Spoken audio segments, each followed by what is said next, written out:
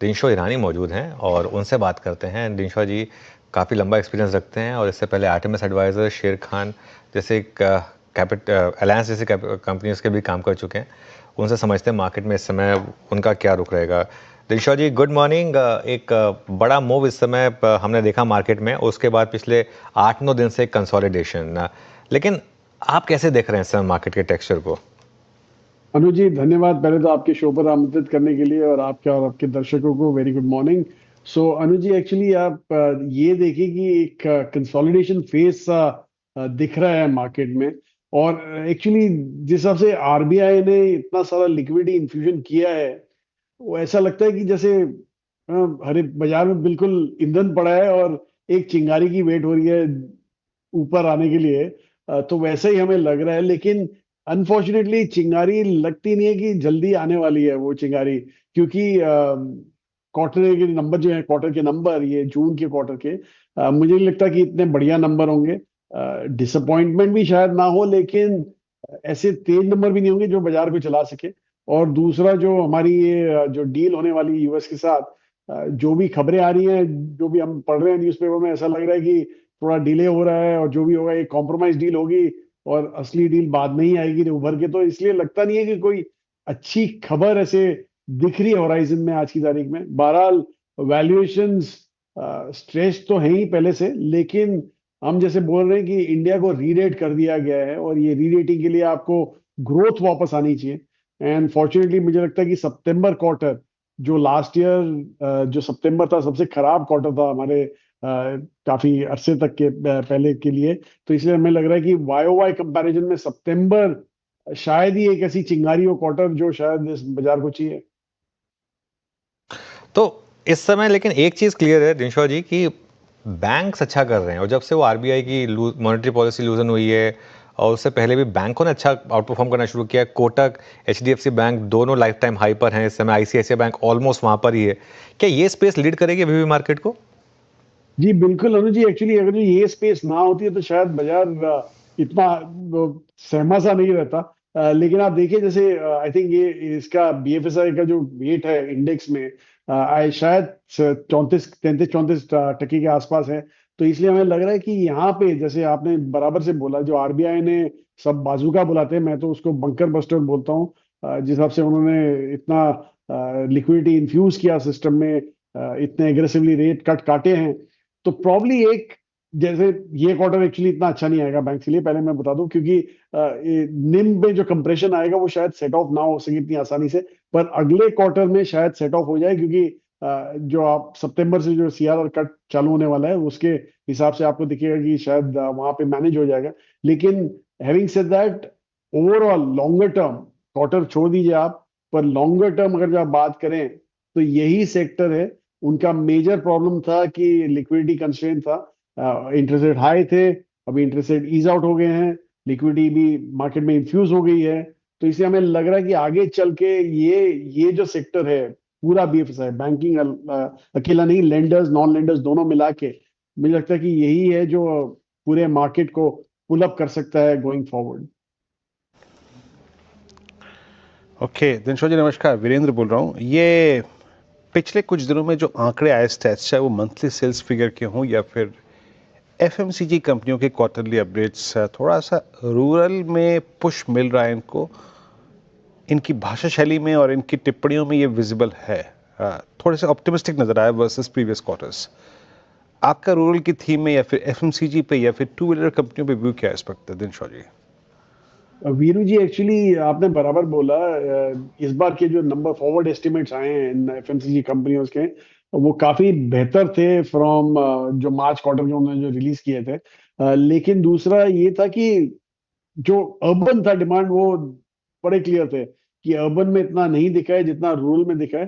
Fortunately rural आप देखिए मार्च से ही चालू हो गया, लास्ट क्वार्टर से ही उनमें थोड़ा ऊपर आना चालू हुआ है। और एक्चुअली अगर जो मानसून, जैसे आईएमडी बोल रहा है कि मानसून अच्छे आ रहे हैं, बॉम्बे में तो दिख नहीं रहे ज्यादा, पर एनीवे अगर जो अच्छे आ रहे हैं तो वो काफी अच्छा होता है रूरल सेक्टर के लिए। और हाँ, ये आप जैसे बोले एफएमसीजी, लेकिन हमें लगता नहीं है कि इतना अच्छा हो सकता है, क्योंकि एफएमसीजी एक तो पहली चीज तो रूरल मार्केट में नॉर्मली प्रीमियम प्रोडक्ट्स नहीं बिकते हैं। इट्स ज्यादातर जो बेस प्रोडक्ट्स हैं वही बिकते हैं। प्रीमियमाइजेशन बहुत बाद में होता है जाके वहां पे। पर अर्बन ही होता है जहाँ पे मार्जिन उनका होता है, इसलिए जब तक अर्बन पिकअप नहीं हो शायद मार्जिन पिकअप ना हो वहां पे। और एक्चुअली हमने तो देख ही लिया कमेंट्री से, दूसरे जो क्वार्टर लास्ट क्वार्टर में कमेंट्री थी, मार्जिन कंप्रेशन तो लग ही रहा है यहाँ पे, और ये नंबर्स में भी ऐसा दिखा। और पर दूसरा आप देखिए कि वैल्यूएशन इतने, ग्रोथ रेट जो है आपकी सिंगल डिजिट ग्रोथ रेट होने वाली है, हाई सिंगल डिजिट, और उसके लिए वैल्यूएशंस काफी स्ट्रेच लग रहे हैं हमें, इसलिए लगता नहीं है एफएमसीजी में इतना ग्रोथ दिखेगा। टू व्हीलर की जो बात करें, आई थिंक टू व्हीलर में हमें एंट्री लेवल जो टू व्हीलर है वो पसंद है, क्योंकि जैसे ये गर्मी का जो नॉर्मल सीजन होता है वेडिंग का, वो शायद हमारे रूरल के लिए ज्यादा होता है देन अर्बन, तो इसलिए हमें लगता है कि वहां पे थोड़ा आपको पिकअप दिखे, बट वहां पे भी काफी सिलेक्टिव रहना पड़ेगा आपको। ये इटर्नल और स्विगी स्विगी में न्यू एज स्टॉक्स में, और इस बार नायका में भी मतलब अच्छे मूव आ रहे हैं दिनशॉ जी, कि आपके तो फ्लेक्सी फंड में मेरे ख्याल से स्विगी और इटर्नल दोनों है ना, ये थोड़ा सा कैपिटलाइज कर रहे हैं क्या आप भी इस स्पेस पे न्यू एज पे? और जी एक्चुअली वीरू जी, ये न्यू एज कंपनीज एक थोड़ा सा उन्होंने एक बम दिखा था, स्पीड बम जो बोलते हैं, स्पीड ब्रेकर, वो आया था इन टर्म्स ऑफ कंपटीशन। और हमने देख लिया कि कंपटीशन, अगर जो सिर्फ आपको पैसे होते, अगर जो कंपटीशन बिल्डअप करने के लिए, तो काफी हमारे कॉर्पोरेट्स हैं बड़े बड़े जो एंटर कर सकते थे ये फील्ड।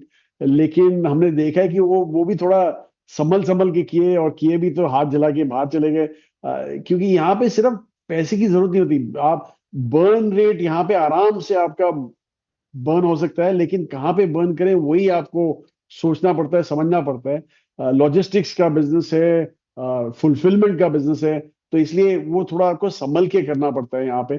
इसलिए हमने देखा है कि जो नए एंट्रेंट आए थे, उनको भी कैपिटल रेज में अभी प्रॉब्लम हो रहा है, क्योंकि बर्न रेट उनके कम नहीं हो रहे। ऑलरेडी खबरें आ रही है कि आईपीओ तो उनका फेल हो गया मतलब, प्लान्स बैक बर्नर पे डाल दिए उन्होंने। और दूसरा प्राइवेट इक्विटी के वापस गए हैं, और होपफुली वहां शायद पैसा मिल जाए तो मिल जाए, लेकिन the fact is it's not that easy. इसीलिए हमें लग रहा है कि ये जो new age companies will continue to grow the way they are growing. और आपने ग्लोबली भी हमने देखा है किसी भी मार्केट में जहाँ पे क्विक कॉमर्स प्लेयर्स होते हैं, फूड डिलीवरी प्लेयर्स होते हैं, नॉर्मली एक डिओपोली सी रह जाती है। और मुझे लगता नहीं कि इंडिया भी कुछ अलग होगा यहाँ पे। बिल्कुल। कोई और नई थीम बताइए दिनशॉ जी, ये सब थीम्स तो हम आपसे डिस्कस कर चुके हैं, कुछ और जहां पर आपने फ्रेश इन्वेस्टमेंट किया हो या इन्वेस्टमेंट कर रहे हैं, ऐसा कुछ बताइए। जी अनुज जी, हमें एक्चुअली एनर्जी सेक्टर में एक काफी आस्ते से इंटरेस्ट आ रहा है यहाँ पे। और अभी के लिए तो खैर एनीवे सिर्फ इक्विपमेंट सप्लायर्स, हमें लग रहा है कि यहाँ पे जो बिल्कुल ही अलग सी टेक्नोलॉजी ला रहे हैं, इस और हमारे, आपने देख लिया होगा हमारे फ्लेक्सी कैप में, या हमारे कोई दूसरा फंड उठा लीजिए, हिटाची एनर्जी और सीमेंस एनर्जी दोनों हैं हमारे पास। आई थिंक ये दो प्लेयर्स काफी अच्छा कर सकते हैं given the पॉसिटी of power in India and obviously globally also, क्योंकि दोनों प्लेयर्स, उनकी सेट फिलॉसफी है कि यहाँ से ही सप्लाई करेंगे। और एक्चुअली आप ग्लोबली देखिए तीन ही हैं सप्लायर, इक्विपमेंट सप्लायर्स जो ट्रांसमिशन में इतना बढ़िया इक्विपमेंट सप्लाई कर सकते हैं। उनमें से दो इंडिया में हैं, लिस्टेड हैं, और इसलिए हमें लग रहा है कि यहाँ पे आपको काफी अच्छा एक ग्रोथ मोमेंटम दिख सकता है आगे चल के। बहरहाल अगेन अंडरलाइंग वैल्यूएशंस काफी स्ट्रेच है, लेकिन फिर भी हमें लग रहा है कि ग्रोथ रेट जो होंगे, जो हमें अगले 3 साल के लिए दिख रहे हैं, वो ऐसे लग रहा है कि कंपेंसेट कर सकते हैं इस काइंड ऑफ ये स्ट्रेच वैल्यूएशंस को। ओके, तो इसके अलावा एनर्जी में ये दो स्टॉक आपने मेंशन किए, सीमेंस एनर्जी और Hitachi energy, new age energy वगैरह में भी आपने कुछ लिया है क्या? जी बिल्कुल नहीं, क्योंकि न्यू एज एनर्जी हमें समझ ही नहीं आ रही है, क्योंकि एक्चुअली आप देखिए चाइना इतना बड़ा सप्लायर है और दूसरा इतने चीप सप्लाई करता है। तो हमें मतलब मैं उस दिन ही डेटा देख रहा था वहां पे, चाइना एवरी मंथ इंडिया की जो ओवरऑल कैपेसिटी है पावर की, 10% उसकी कैपेसिटी सेटअप करता है एवरी मंथ। कोई 50-51 गीगावाट्स एवरी मंथ सेटअप करता है, उसमें से 47-48 गीगावाट न्यू एज एनर्जी के होते हैं उसके। तो मुझे लगता नहीं कि हम वहां पे आप कोई ऐसी नई कंपनी आ सकेगी जो इस फायदे पे compete कर सके ग्लोबली चाइना के साथ। इसलिए हमें लग रहा है कि एक होम ग्रोन जो है वो ये है बस। और वहां पे भी वैल्यूएशन इतने स्ट्रेच है कि हमें समझ ही नहीं आ रहा वहां पे, इसलिए हमने अवॉइड किया है उस सेक्टर को। अच्छा, कुछ चीज़ों को हम पनपते पनपते देखते हैं। दिनशॉ जी का फ्रेम हमेशा यही होता है, हमेशा। वो पीछे जो रखा है ना पॉट, उसमें 3 स्नेक प्लांट हैं। अब काफ़ी बड़ा हो गया, दिखाइए जरा एक बार फ्रेम में, है ना? वो पाम तो दिखाई देता है मेरे को, लेकिन स्नेक प्लांट जो है ना वो काफ़ी बड़ा हो गया। चीज़ों को बनाइए, देखिए। एक पाम है, एक कनेरिया पाम है ना? अच्छा, ये मैं जो चीज़ें पनप रही हैं, पनपना, है ना? इस शब्द का थोड़ा-सा मैं मीनिंग ढूँढते हुए और इसको डिस्क्राइब करते हुए एक सिचुएशन को देखते हैं। आई मीन, अब मोर और लेस आपको यूएस के टैरिफ की तस्वीर नज़र आ रही है। आज सुबह जब इस मंच पे डिस्कशन हो रहा था कि किसी ने पूछा कि भाई इन टैरिफ्स को अप्लाई करने का फॉर्मूला क्या है, तो कहने कि कोई तर्कसंगत फार्मूला नहीं है, बस ये तो बस इंटेलिजेंस है हमारी जो इस फंडे को, इस फॉर्मूले को तय कर रही है। ये टैरिफ्स यूएस में इन्फ्लेशन को कहाँ ले जाएंगे? ये टैरिफ्स जब यूएस में इन्फ्लेशन को बढ़ाएंगे, ऐसे में उस स्थिति को भांपते हुए आपका आईटी पे व्यू क्या है इस वक्त?